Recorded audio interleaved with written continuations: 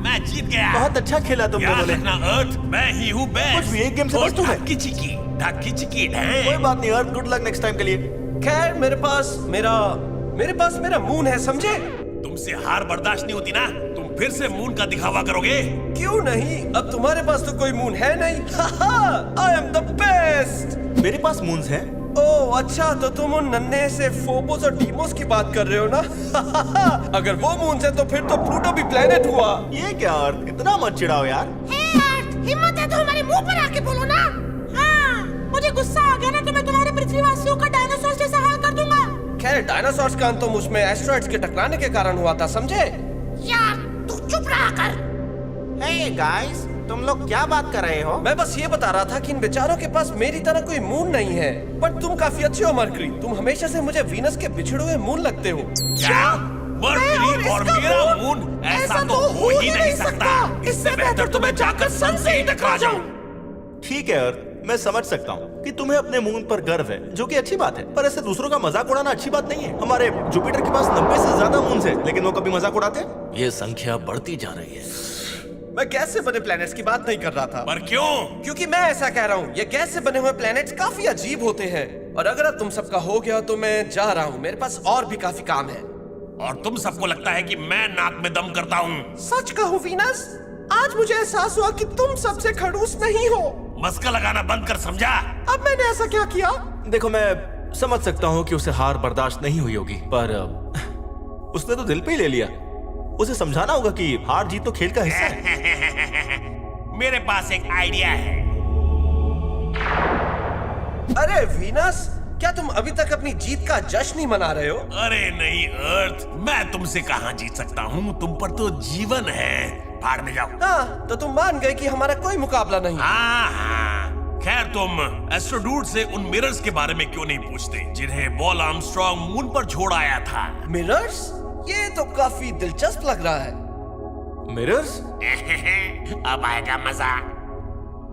Okay, तो doctor ने कहा था कि ये दवाई खाने से मेरे मसल्स कम नहीं होंगे। जॉन सीना वाला टॉन्ट अच्छे से याद है मुझे। हेलो एस्ट्रोडूड, क्या हम 2 मिनट बात कर सकते हैं? हाँ, मैं अभी आया मेरे प्यारे प्लैनेट अर्थ। अब ये कोई नया मिशन तो नहीं ले आया? हाय। वीनस कुछ मिरर्स के बारे में बात कर रहा था। मिरर्स? हाँ, वो मिरर्स जो मून की सतह पर हैं। ओह हाँ, हम उनका उपयोग अर्थ से मून की दूरी मापने के लिए करते हैं। हम अर्थ से एक लेजर मारते हैं और उस लेजर के वापस आने के समय को कैलकुलेट करते हैं। ओह, तो इसमें नया क्या है? हमारे बीच की दूरी लगभग 238,000 माइल्स है। तुम पृथ्वी वासियों को कोई और काम नहीं है क्या? अरे नहीं, रुको, मेरी पहले बात तो सुन लो। हमने मून के बारे में कुछ डिस्कवर किया है। वो अर्थ यानी कि तुमसे दूर जा रहा है। क्या? मून मुझसे दूर जा रहा है? क्या? पर क्यों? नहीं, ये नहीं हो सकता। एस्ट्रोडूड झूठ बोल रहा है। वीनस, तुमने तो कमाल कर दिया। Thanks Mars. हाँ, अब मजा आएगा। वो अपने काम से काम रखना।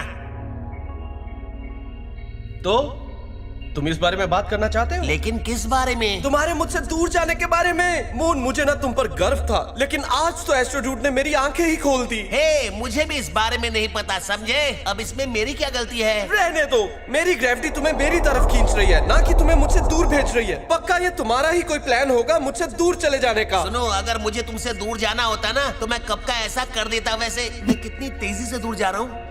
1 साल में 1 सेंटीमीटर। 1 साल में 1 सेंटीमीटर, समझे? देखा जाए तो ये काफी तेज ही तो है। अगर तुम मुझसे दूर चले गए तो मेरे पृथ्वीवासी टाइप 3 सिविलाइजेशन कैसे बन पाएंगे, बताओ? अब इसमें मेरी क्या गलती है? शांत हो जाओ। तुम सच जानना चाहते हो कि मून आखिर दूर क्यों जा रहा है? आज मुझे आपके ज्ञान की जरूरत नहीं है। मुझे पता है कि मून मुझे पसंद नहीं करता और वो मुझसे दूर जा रहा है। अर्थ, प्लीज शांत हो जाओ और मेरी बात सुनो। अब ध्यान दो, ठीक है? मून को तुम्हारी ग्रेविटी अपनी ओर खींचती है ना? सही बात है। और मून की ग्रेविटी भी अर्थ को अपनी ओर खींचती है। क्या है? देखो, मून चाहे छोटा हो लेकिन उसकी भी ग्रेविटेशनल फोर्स है जो अर्थ पर असर डालती है। लेकिन मैं काफी बड़ा हूँ।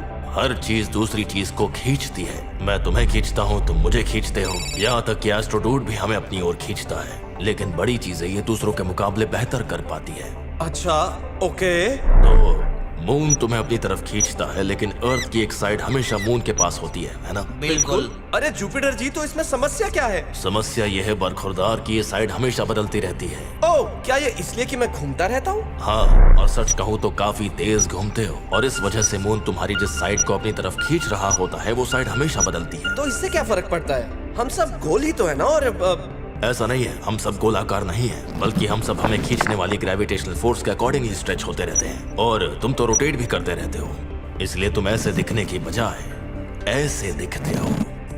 मतलब हम एक दूसरे की सीध में नहीं है? जी नहीं, अपने रोटेशन की वजह से तुम हमेशा रीस्ट्रेच होते रहते हो। असल में ये तुम्हारी रोटेशन को स्लो कर देता है। इसके बारे में हम फिर कभी बात करेंगे। जुपिटर जी, मुझे आपकी बात से ये समझ में आया कि मैं मून को अपने सेंटर की तरफ खींचता हूँ, लेकिन मेरा पॉइंट यह है कि गलत। तुम मून को अपने सेंटर की तरफ नहीं बल्कि इस अजीब से स्पॉट की तरफ खींचते हो, और यही वजह है कि मून ऊपरी ऑर्बिट की तरफ जा रहा है। ओह, तो मतलब ये सब मेरे कारण ही हो रहा है? नहीं, मुझे लगता है कि ये प्रकृति की देन है, पर मुझे लगता है कि हमें इस बात पर कम ध्यान देना चाहिए कि मैं धीरे धीरे तुमसे दूर जा रहा हूँ, बल्कि हमें आज में जीना चाहिए, है ना? जुपिटर जी, क्या मेरे मून के चले जाने के बाद आप मुझे अपना एक मून दे देंगे? क्या? लालच बुरी बला है।